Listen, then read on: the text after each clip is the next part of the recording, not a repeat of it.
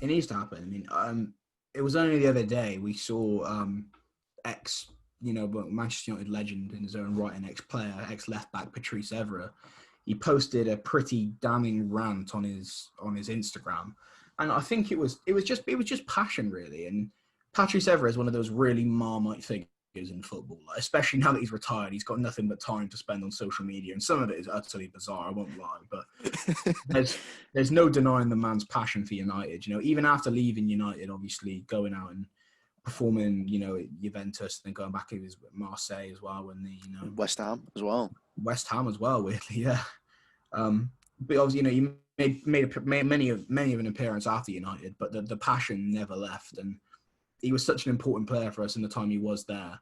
So it's really humbling to see, you know, that passion's still there from the players. And every club have those kind of caliber of players, but obviously when you're one of the super clubs like United, his position and his words are taken quite strongly whenever he says them. Yep. And he always talks about, you know, and he's not just someone who I think who blows the horn for United. I think if there's a problem, I think he will talk about it. He's obviously one of United's biggest cheerleaders because he's an ex-player. He's going to be. But if there's an issue, after the Palace game, he was right on it. And then takes it to social media where he's, you know, not in a studio and he's just in front of him and the camera, sat with the United mug in front of him, and there he goes. He just goes off. And one of the most interesting things that he said in it, which, you know, you literally, it's like, okay, wonder what that means, or you don't know what it says. But like he said, like a massive director of football contacted him and said for him to call Matt Judge, which is United's chief negotiator at the club, works very closely with Woodward, telling him to pick up his phone. Wow. And I didn't know what to make of that, because I thought, what does that really mean? But he said one of Europe's biggest directors of footballs contacted Patrice to tell Matt Judge to pick up his phone. And it's like, you know, but now that obviously Evra's affiliation with the club is done, it's just more of a legend status. Obviously, he doesn't have anything to do with the club on a day-to-day basis, so he is fully free to go and say that. And I don't think he'll be making any appearances on MUTV anytime soon. I don't think he'll be, you know, having too much to do in the United media. I think it will happen again, because obviously he's Patrice Evra, he's he's a United hero. But it was very interesting to see that. Very interesting to see. And if him, and obviously Roy Keane as well, he's the prime example, and he's very damning of the situation.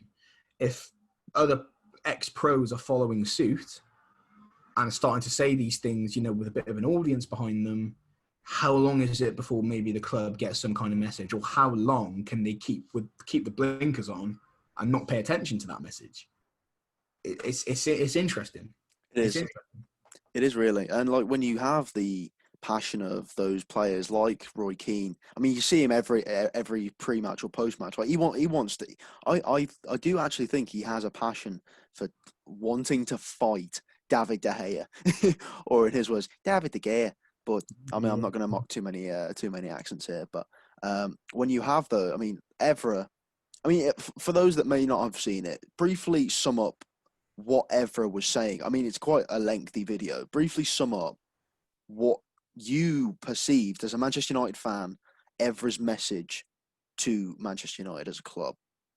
I think it was literally just like I use the term earlier, like an ignition, just a match, just underneath the club, just to be like, look, wake up, okay? Because the fans are going to be fans, aren't they? After every single game of football, if the fans aren't happy, they'll take to platforms like Twitter and Instagram and stuff, and some of it is absolutely toxic. And so they'll go on there and they will absolutely just make a bad name for their club's fans, and they'll just be so deluded in what they say. So much of the real fan opinion is lost amongst all of that social media drivel. And I think he just basically went on there to say, look, it's not just fans who are starting to notice this. It's somebody who knows the club, who's played for the club, who knows what it means to play for the club, who's starting to notice what's happening there. And essentially just kind of being like, wake up, because it's not ideal. And I don't just think it was because we lost 3-1 to Crystal Palace. Obviously, that's, that happened and the result came in. I don't think it's just that. I think it's other things. I think it's the lack of spending. And when the loss could have been attributed to the exact areas where Manchester United need to spend in, then it's the point where it's like, the evidence is in front of you now. And I think that's what he was doing. He was like, okay, look, there's the evidence. These are the reasons. What are you going to do about it? I'm no longer a player. I'm not affiliated with the club. I'm not on the payroll. I'm a fan. And he's a fan with a platform. Mm-hmm. So he's a fan that could, there's no doubt in my mind that the people at the club afterwards say, did you hear what PATRICE Evra said? Because it's exactly the same, and it'll be the same if anyone did it. It'll be the same if like a Gerrard or a Carragher did it about Liverpool, or it'll be the same if John Terry or a Lampard did it about Chelsea. If they weren't affiliated with the club, they're going to hear it. If Drogba launched a massive tirade tomorrow aimed at Chelsea are going to listen to it. Yeah. So I feel like I don't think he was out of line to do it. I feel like he was perfectly in his own right as a fan. Whether anything comes of that, I mean, obviously he's literally, like I said, he's a fan now. He's not employed by the club. He's not a higher up. He doesn't have any sway. But if they don't listen to fans, maybe they'll listen to our next player. Who knows? Maybe. I mean, you say that he's got the free reign to go on a rant off, out of the recording studio about Manchester United. At least he's doing it out of studio and not ranting about, that certain David Moyes comment he made on Sky Sports. But that was, I mean, for those that don't know, just go on to YouTube and search Evra David Moyes comment. It was to say that on air, no, but you talk about, maybe Evra will never have anything to do with the club ever again. And we always talk about a director of football. I want to put across something to you as a United fan. A player, like an ex-players union, the directors of football, this is a bit like, fantasy build a team here of like ex-United players to help Ollie. It would be like, the class of 92 coming back and, starting up with United instead of Salford City. But it'll be like assembling the Avengers, mate. It'll be like assembling the Avengers.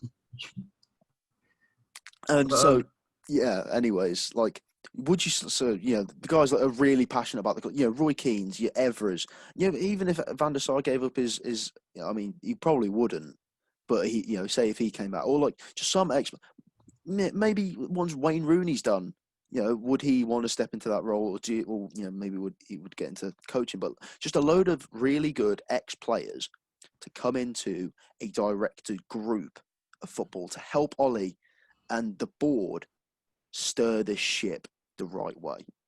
Yeah, I mean, the idea of it's interesting. I mean, you look at that on face and you think, imagine getting someone like David Beckham involved.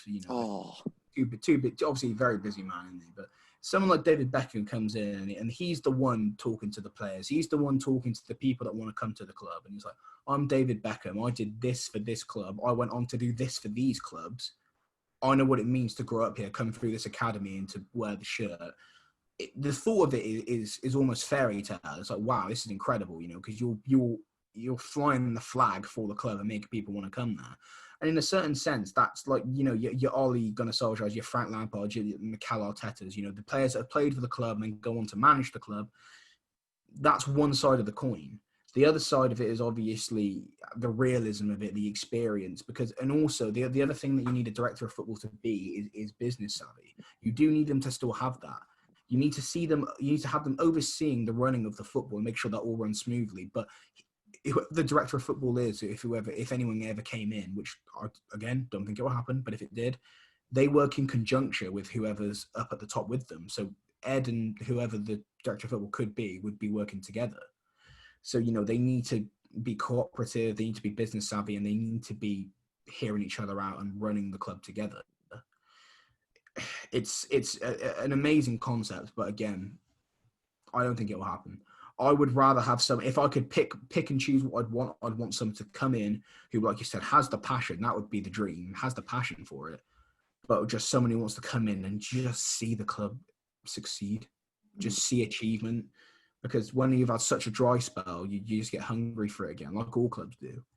You know, all clubs go through down periods, and you want nothing more than to see a club just pick up something with meaning again. So